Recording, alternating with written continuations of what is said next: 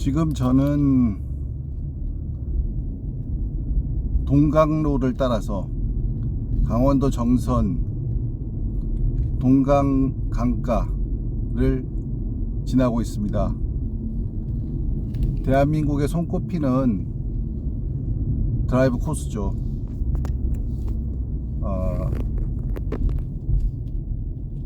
이 길을 한번 와보고 싶었는데 오늘에야 와서 드디어 여기를 한번 지나가게 되네요. 지금 저는 동강로에서 제장마을을 출발해서 지금 병방치 스카이워크까지 가는 길로 드라이브를 하고 있고, 지금 제가 타고 있는 차량은 제 차량은 아닌데 섭외를 해서 아는 분께 섭외해서 빌린 차량이고요. BMW의 M340i X-Drive 투어링 모델입니다. 이러한 굽이굽이 치는 대한민국의 멋진 드라이브를 할 수 있는 길을 달리는 것도 좋은데, 이런 길에 어쩌면 최적화되었다고까지 얘기할 수 있는, 아마도 돈으로 살 수 있는 모델들 중에 가장 이런 길에 어울릴 만한 차량이라고 생각하는 BMW의 M340i 투어링 엑스드라이브를 타고 이 길을 지나니까 더욱더 이곳을 더 만끽할 수 있지 않을까 하는 생각이 들어서 기대가 되고, 더군다나 또 거기에 지금 5월 중순에 이 화창한 날씨, 이렇게 맑고 깨끗한 하늘을 보면서 또 그 하늘이 비치는, 그리고 숲과 산이 비치는 그런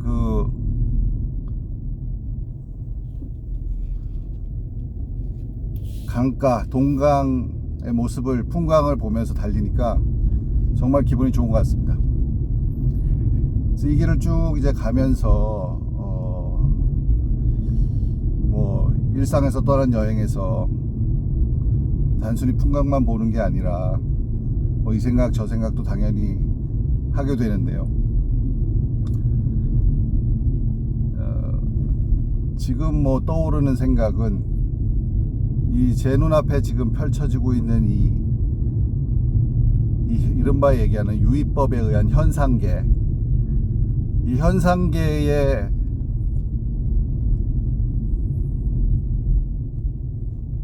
모습이 너무 아름다운데, 이거를 과연 어떻게 바라보고 우리 삶에서 어떤 자세를 가져야 될까, 이런 생각도 한번 해보게 됩니다.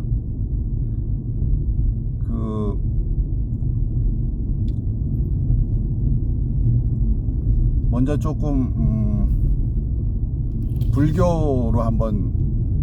불교적인 시각으로 한번 보자면요,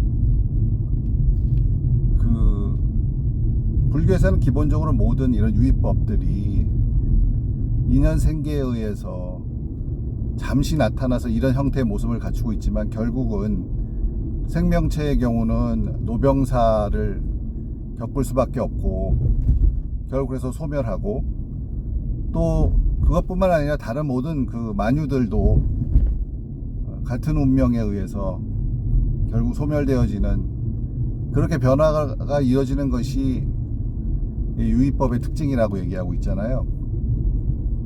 그래서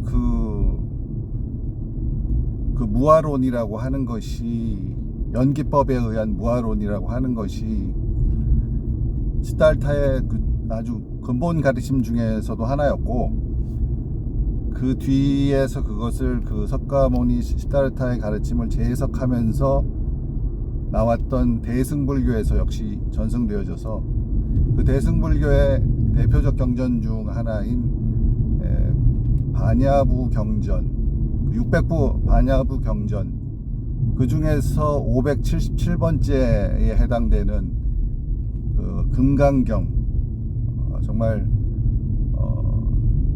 불교 전체를 대표할 만한 경 중에 하나죠. 금강경에서 석가모니께서, 세존 석가모니께서 이제 그 강설을 하는 그런 형식으로 되어 있잖아요. 근데 그 끝부분에 가면 석가모니께서 그 말씀을 하시죠. 마지막 부분쯤 가서 이제 끝말씀을 하면 하실 때 하시는 말씀이 일체유의법 여몽환포영 여로역여전 응작여시관이라고 말씀을 하시죠.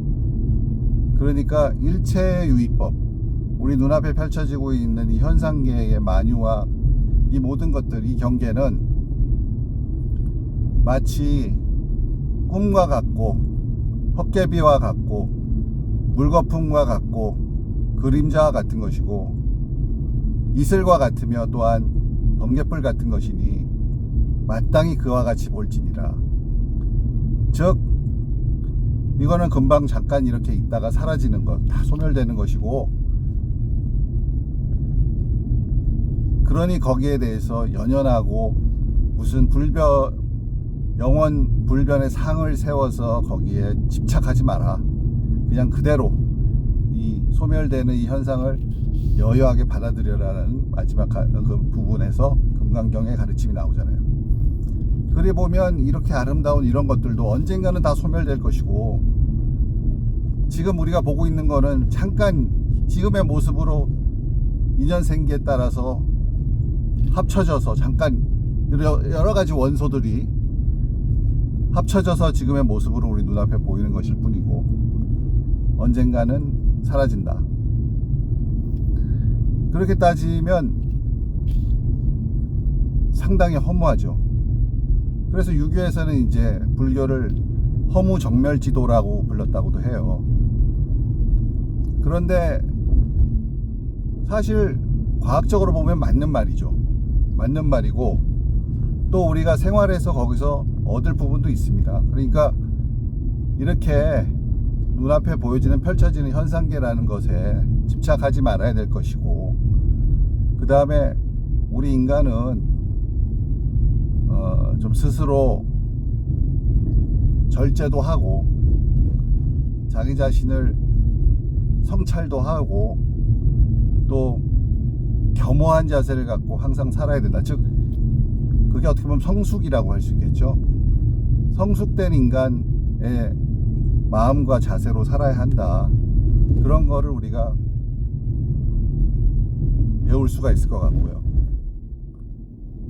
또 하나 이걸 보면서 느끼는 것은 아까 유교에서 허무정멸지교라고 불교를 평했다는 게 있었다고 말씀드렸지만, 그 유교적 측면에서 유학에서 또 중요하게 생각하는 그 주역, 그게 이제 세상의 생성과 변화의 원리를 다룬 책인데 주역이라는 것이,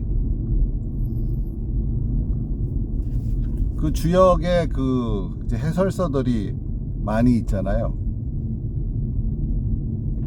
그 중에 이제 계사전이라는 곳을 보면 이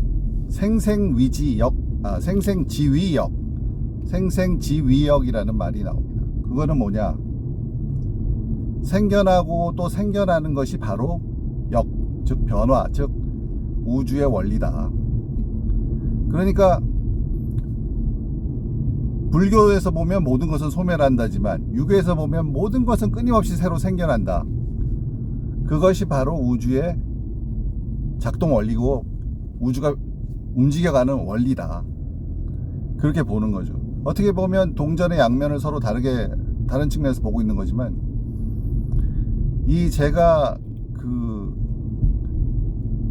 느끼는 것은 말 그대로 이건 동전의 양면이니까 이거를 동시에 볼 수 있어야 되지 않겠나는 그런 생각이죠. 그러니까 한편으로 보면 우리가 겸손하고 겸허하고 절제하고 성찰하는 그러한 마음가짐으로 이 모든 현상계라는 것은 여몽환포영이다라는 것도 일말의 진리를 가지고 있고 일부의 진리를 가지고 있고, 어떻게 보면 진리의 한 측면을 가지고 있고, 또 끊임없이 생겨나는 이런 또 찬란한 이 생명력, 그것이 바로 변화다라고 하는, 그런 데서도 또 우리는 긍정과 희망과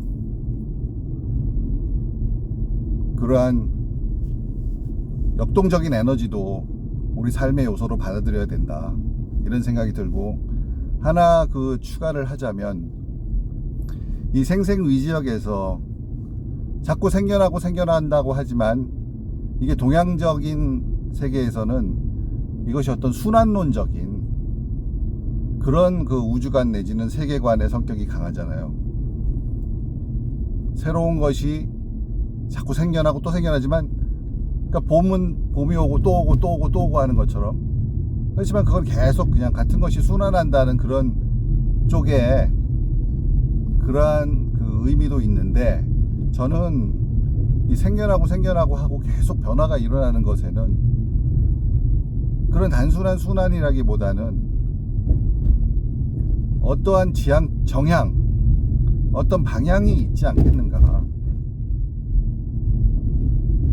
그것을 거창하게 목적론적 우주관으로까지 확장은 안 시키더라도 그냥 단순히 같은 것이 반복된다는 그런 측면보다는 무언가 이 변화를 통해서 계속 생겨나고 생겨나는 것을 통해서 어떤 생명이나 어떤 존재는 어떤 방향을 향해서 나아가고 있는 것 아닌가, 그런 생각을 저는 강하게 여기서 이 아름다운 자연을 보다 보니까 약간 그러한 우주론에 경도되는 저 자신을 발견하게 됩니다. 그래서 이러한 불교에서 얘기하는 여몽환포영, 또 유교에서 얘기하는, 유학에서 얘기하는 생생위지역, 이 두 가지를 같이 보면서, 두 측면을 같이 보는 것, 그게 어떻게 보면 다시 또 불교적인 해석이 될지 모르지만 그게 중도 아니겠어요? 말 그대로 불교 세계는 중도적인, 그러니까 이 세상 모든 것은 공하다는 공에서, 그렇지만 그런 것들이 인연생계에 의해서, 인연화합에 의해서 어떤 형상을 띠고 나타난다고 하는 가유라는 측면, 그래서 가유로 존재한다는 그러니까 그 두 측면을 같이 봐야 된다는 중, 즉 공과 중, 이게 이제 그 중간학파적인 해석인데, 저는 그걸 기본으로 해서 보다 이걸 적극적 긍정적으로 해석을 해서 여몽환포영의 현상계, 그렇지만 본질적으로는 어떤 방향을 향해서 나아가고 있는 끊임없는 생명력, 그 두 가지를 동시에 보는 것, 그것이 제가 생각하는 중도이고 저의 관점입니다. 그거를 같이 봐야 된다는 거. 그러니까 너무 겸허하고 절제하고 성찰하는 성숙미를 가지지만, 또 한편에서는 역동적인 어떤 삶의 의지, 이런 것들이 허무하게 끝나는 것이 아니라 어떤 미래를 향해 나아가고 있다고 하는 그런 믿음, 그런 것들을 같이 가지고 삶을 살아가는 가치관으로 삼아야 되지 않겠나, 그런 생각을 해보게 되네요. 이전 동영상들에서도 몇 번 말씀을 드렸지만,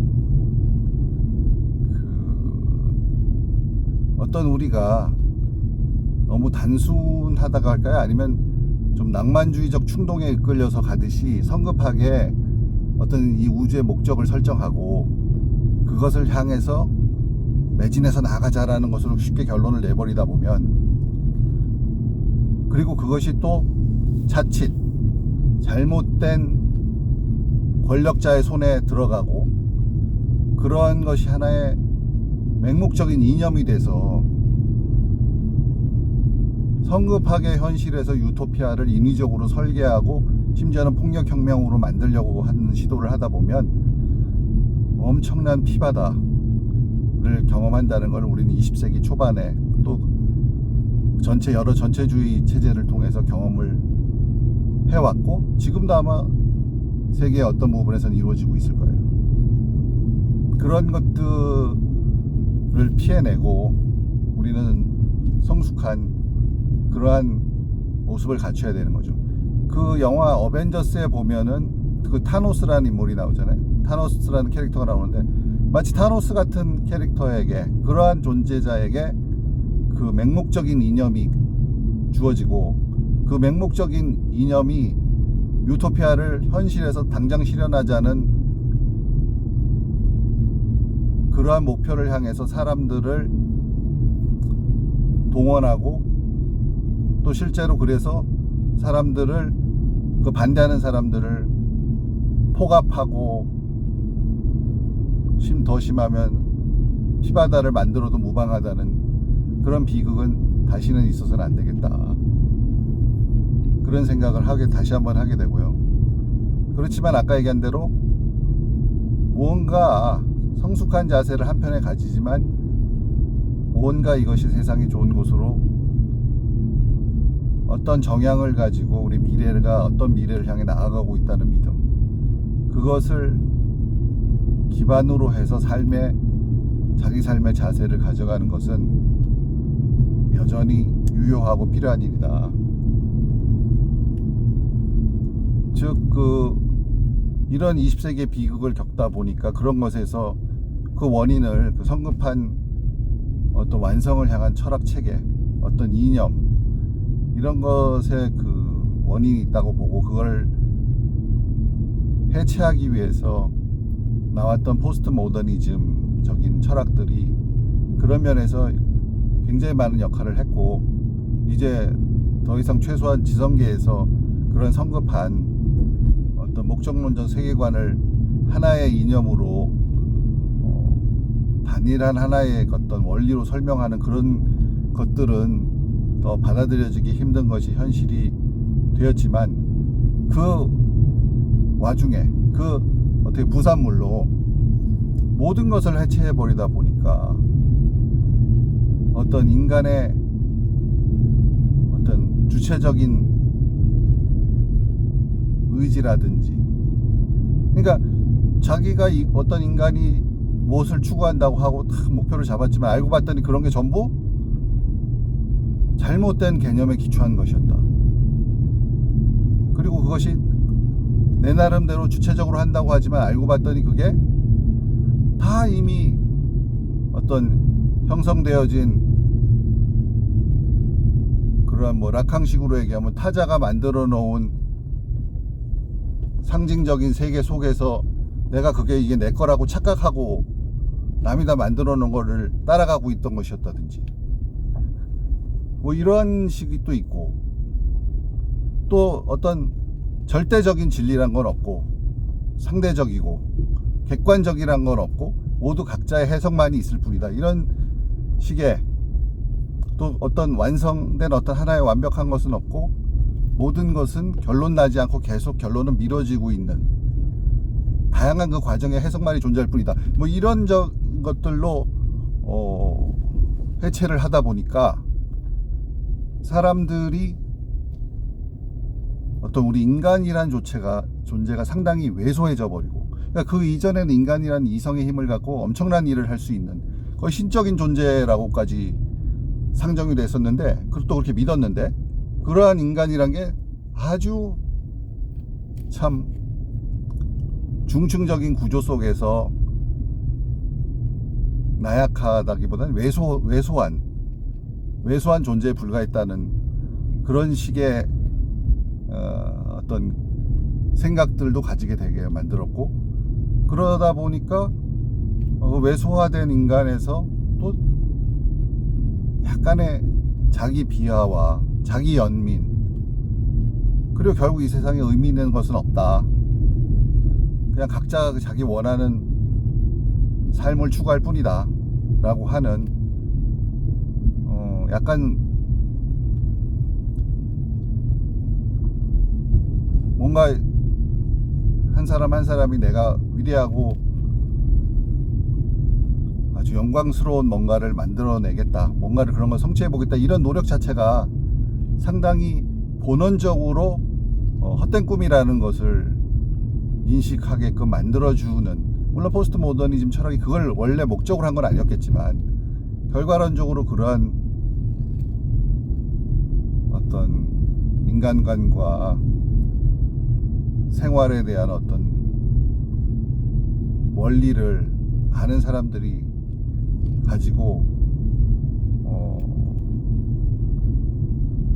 그런 또 하게 되다 보면, 그렇게 되다 보면 아까 얘기한 그런 뭔가 어떠한 미래를 향해 나아가고 있는 우리의 우주 전체의 어떤 정향과는 좀 떨어진, 그와는 좀 거리가 있는 그러한 쪽으로 귀결되는 거 아닌가 하는 생각도 들게 돼요. 그래서 어쩌면 포스트 모더니즘은 그러한 약간의 한계가 결과적으로는 있지 않았나. 그래서 마치 오히려 이제 물질 문명을 비판하면서 그 속에서 인간은 어떻게 보면은 그냥 물질의 소비만을 추구하고 자신의 어떤 일상적인 즐거움만을 좇는 그런 아주 좀 자신을 뛰어넘는, 자신의 어떤 존재를 더 확장시키는 그러한 뭔가 위대한 일을 하려는 생각을 하지 않고 일상적인 그러한 만족에서 그치는 것이 과연 바람직한 것인가 라는 문제를 우파적인 쪽에서도 제기하잖아요. 그 후쿠야마의 그 역사의 종말을 봐도 그런 식의 사고가 있죠. 그게 이제 코제브 같은 사람을 통해서 내려온 것 같은데, 그거 보면 이제 인간은 과거에 그런 열정이 없어지고 그냥 인간의 혼을 구성하는 요소 중에 에피타이트 혹은 어떤 그 자기의 어떤 욕망만 남아서 그것만 추구하는 것으로 만족으로 끝나는 그런 존재들로 가득 찬 게 과연 그런 상황이 역사의 종말이라면 그것이 과연 그것도 문제가 있지 않는가, 이런 식의 어떤 비판적인 시각을, 이건 좀 우파적인 비판이죠. 자유민주주의와 자유시장 경제의 어떤 체제 경쟁에서 완전 승리를 선언했던 그런 후쿠야마도 그러한 상황에서도 그 상황 속에서 인간이란 그런 존재로 결국 약간 격하 내지는 왜소화된다라는 그런 점을 지적을 했는데, 그런 시각이든 아니면 아까 얘기했던 시각이든 결국 현대인은 그 욜로라고 우리가 얘기하잖아요. 욜로를 얘기할 때 그 한 번 사는 인생 하고 싶은 거 하면서 그냥 산다. 뭐 어떤 큰 거 쫓지 않는다. 그런 거 다 해봤자 의미가 없더라. 그 실현이 불가능해서 의미가 없더라도 있지만 아예 원칙적으로 그런 것들 자체가 무의미한 것이다. 오히려 부작용만 더 많이 일으킨다. 이러한 것 쪽으로도 가는 면이 있어서 그런 현대인들의 어떤 우리 삶의 현대 모습이 그런 식의 형태로 나타나는 것 같아서 진짜 과연 인생이라는 건 그게 끝인 것인지. 그러니까 포스트 모더니즘에서도 그것에서 멈추고 싶지는 않았겠죠. 그러니까 무언가 이제 그 의미를 찾다 보니까 거기에 어떤 목표, 목적 이걸 찾다 보면 결국 일종의 귀의처라고 하긴 너무 거창하지만 결국은 시선이 돌아가는 곳이 막시즘으로 돌아가는 면도 있는 것 같아요. 그러니까 아까 얘기한 바로 그 19세기 막스가 얘기하고 막시스트 레니니스트 철학이 돼서 전체주의화된 그것은 그 어떤 피바다를 불러일으키는 어떤 단일 이념을 갖고 그걸 거의 종교화해가지고 유토피아를 건설하겠다, 그런 식으로 나타난 부작용이라서 그것은 거부하지만 그 막시즘에서 얘기했던 이 세계의 지배적인 체제인 자본주의 체제의 문제점들을 지적하고, 그리고 거기에 항상 착취당하고 억압당하는 사람들의 보다 나은 삶을 위해서 노력해야 된다는 그 기본 정신, 그 정신 자체는 포스트 모더니즘에서도 그대로 이어받아서 결국 포스트 모더니즘 철학자의 대부분이 사실 막시즘 아니면 현대적 의미의 막시스트를 또 자처하는 사람까지 있지만, 스스로 자기는 막시스트라고 주장하는 사람도 있잖아요. 아주 멋진 뷰가 한편으로 지금 펼쳐지고 있네요. 동강변을 따라서, 동강 그 로를 따라서 아주 멋진 뷰가 지금 펼쳐지고 있습니다. 아무튼 그러한 그 포스트 모더니즘과 막시즘의 결합. 막시즘은 포스트 모더니즘에서 그러니까 어떻게 보면 살아있는 거죠. 다른 철학들은 과거 근대적인 철학들은 다 해체당했지만, 그런 것들이 더 남아있다는 것도 어찌 보면은 뭔가 의미를 찾고자 하는, 단순히 그냥 이 체제 안에서 그냥 어떤 자기 자신의 목적, 자기 자신의 어떤 그 이른바 불교의 얘기하면 탐진치죠. 탐진치와 욕망을 추구하는 것에서 그치는 것이 아닌 그 이상을 뭔가 추구하고자 하는 그 본성, 인간도 그런 본성 자체를 버릴 수는 없기 때문에 그런 것들도 그런 형태로 남아서 유지되고 있는 것이 아닌가, 그런 생각도 하게 되는데, 아무튼 결론적으로 오늘 얘기의 결론적으로 저는 뭔가 인간에게는 이 무엇이 되어가던 그 어떤 미래를 향해 나가는 이 우주적인 정향을 자기 나름대로 뭔가를 찾아야 되고, 그거에 기반해서 자기 삶의 의미를 일상에서 실현시켜 나가는 것이 결국 필요하고, 그러면서도 그 기본 바탕에는 항상 이 눈앞에 펼쳐지는 현상계라는 것은 영웅환포형이다.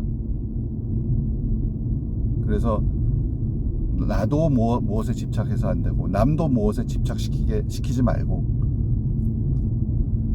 성찰하고 겸허하고 절제하는 그런 자세를 가지고 자신의 어떤 자기를 좀 더 일상의 욕망을 벗어나는 어떠한 나름의 우주론적 목적을 위해서 자기 모든 것을 한번 최선을 다해보는 것, 그것이 결국은 가야 될 길이 아닌가 하고 저는 생각을 합니다.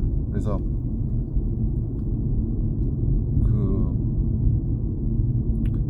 금강경 아까 말씀을 드렸으니까 화엄경으로 마지막을 장식하면, 화엄경의 그 의상대사의 그 법성계, 그것을 보면 끝부분이 그렇게 나오죠. 궁좌실제 중도상 구례부동 명의불. 아까 제가 얘기했던 그런 중도, 그 중도의 자리, 중도상, 마침내 그 실제 그 중도의 자리에 앉으니 예로부터 변함없이 일컬어 부처라 한다. 궁자실제 중도상 구례부동 명의불.